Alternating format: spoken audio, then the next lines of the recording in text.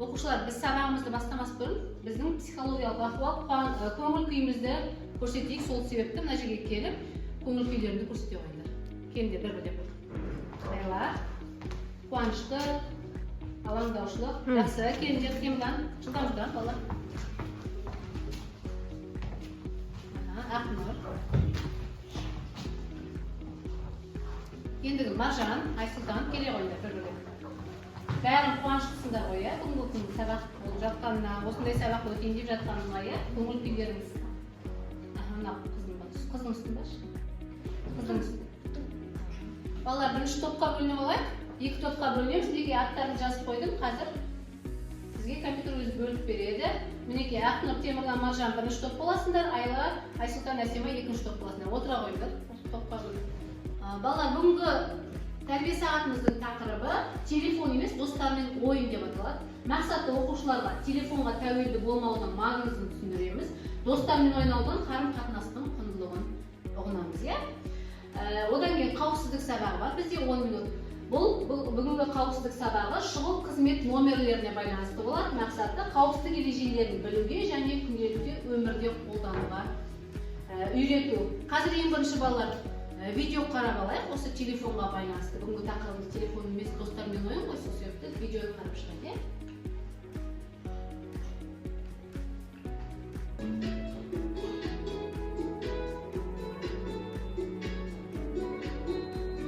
Оқушылар, сендер бос уақыттарында жаңағы бала сияқты телефонмен көп отырасыңдар ма? Жоқ. Отырмау керек. Ендеше телефонның да өзінің ережесі бар екен бала.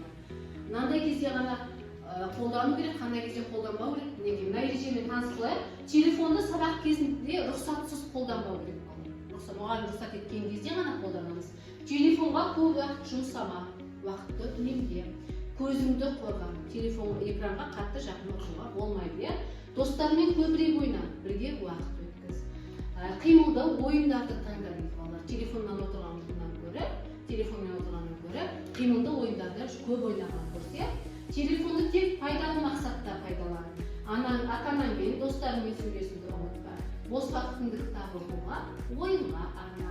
Ұйықтар алдында телефон қолданба. Денсаулығыңды бірінші орынға қой. Бір-бірімен ойнаған кезде сөйлеседі, тілі дамиды, Кім дұрыс телефон? Оқушылар, бүгінгі тақырыпқа байланысты телефон емес, достармен ойын деген тақырыпқа байланысты бізде мындай тапсырмалар бар. Мына жерде сұрақ берілген, жанына дұрыс екі жауаптың бірін таңдауыңыз керек. Бір-бірлеп келіп қандай қылды? Келе ғой, бірінші Ақнұр. Бірінші оқимыз. Телефон шамадан тыс қолдану. Телефонды шамадан тыс қолдану. Денсаулыққа зиян және уақытқа зиян, демалуға көмектеседі ме? Қайсы? Телефонды шамадан тыс қолдану демалуға көмектеседі ме?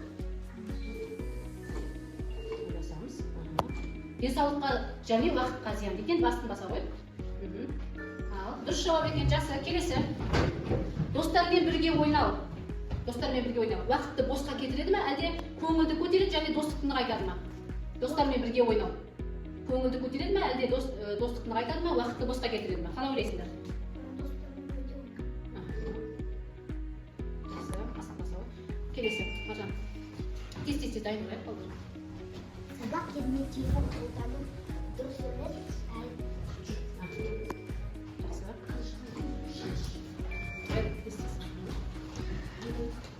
Телефон тек құрал, ал интернет басысы ма, әлде дос ең қымбат байлық бар?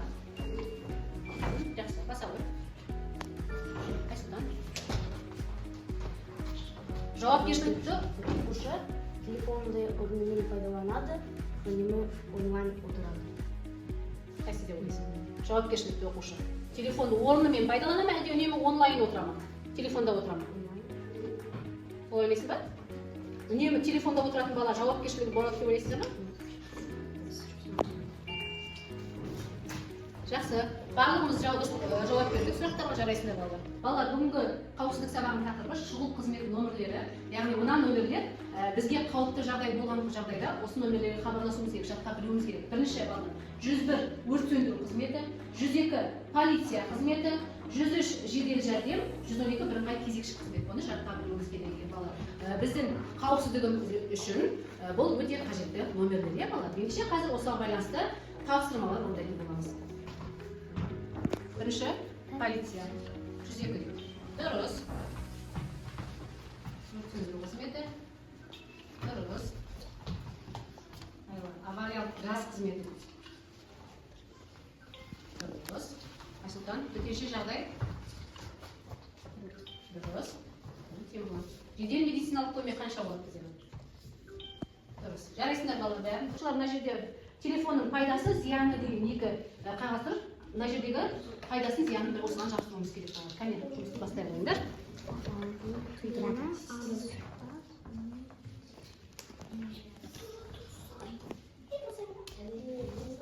Birinchi paydasi ой o'sishni damытады, bilim alуға көмектеседі, til үйренуге көмектеседі. Екіншісі зияны бас ауруы тудырады, қимыл қозғалысын азайтады, ұйқыны бұзады. Оқушылар сонымен бүгінгі сабақты қорытындылайық. Оқушылар бүгінгі сабақты қорытындылайық. Бүгінгі сабақты түсінсеңдер, мынау түсіндім, сұрағым бар, түсінбедім деген нүктелерді басасыңдар. Мен бүгінгі сабақты түсіндім, жедел жәрдемдердің номерлерін түсіндім. Келесі. Қайла түсіндің бе? Ya, apay, men tushundim bugungi sabaqda.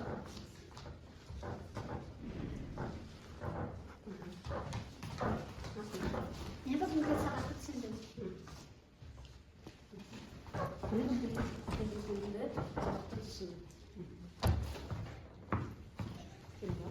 Men bugungi sabaqda tushundim. Осымен сабағымыз аяқталды. Сау болыңдар.